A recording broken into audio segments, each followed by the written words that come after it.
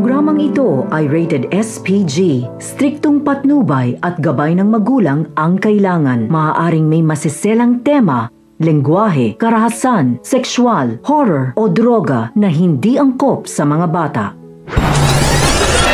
Mga kapamilya, matapos sundan ng mga tao ni Severino ang mag-asawang Marsing at Nita, ay agad namang ibinalita ni Severino sa kanyang boss Ramon at kay Don Julio na nakabalik na ang mag-asawa sa kanilang bahay at hindi nila namataan si Edwin doon. Ipinag-utos ni Ramon na ipagpatuloy ang pagbabantay sa mag-asawa at manganap ng impormasyon tungkol kay Mokang. Kaya naman agad na tinanong ni Olga si Ramon kung bakit hanggang ngayon ay pinababantayan pa rin ni Ramon ang mag-asawa. Mas mabuti umunong ituon na lang nito ang kanyang atensyong kay David upang mas lalong maging matagumpay ang pagpapa-expand ng kanilang mga negosyo. Wika ni Ramon na huwag siyang pakikialaman ni Olga dahil alam niya umano ang kanyang ginagawa.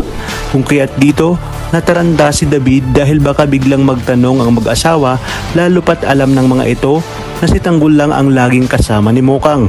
Dagdag pa ni David na magkapit-bahay lang sila ni Lamang Marsing at baka magtanong-tanong ang mga tao ni Severino, tiyak umanong mabubuko ang kanyang pagpapanggap at siguradong totodasin siya ni Ramon pag nagkataon. Kung kaya't inutos ni Olga na kinakailangan bumalik ni David ng Quiapo upang manganap ng impormasyon at pigilan ang mag-asawa na may masabi sa mga tao ni Ramon. Sa kabilang banda, bumalik na nga sina Edwin kasama sina Kidlat at Teban sa kanilang hideout at nauna nang nakarating ang iba nilang kasamahan. Ngunit napag-alaman nila na nalagasan sila ng dalawa. Kaya naman sinabi ni Kidlat na kinakailangan nilang maipagiganti ang pagkamatay ng mga ito. Pagbabayarin umano nila sina Jacobe at Samonte dahil umano sa mga ito kaya sila natimbog.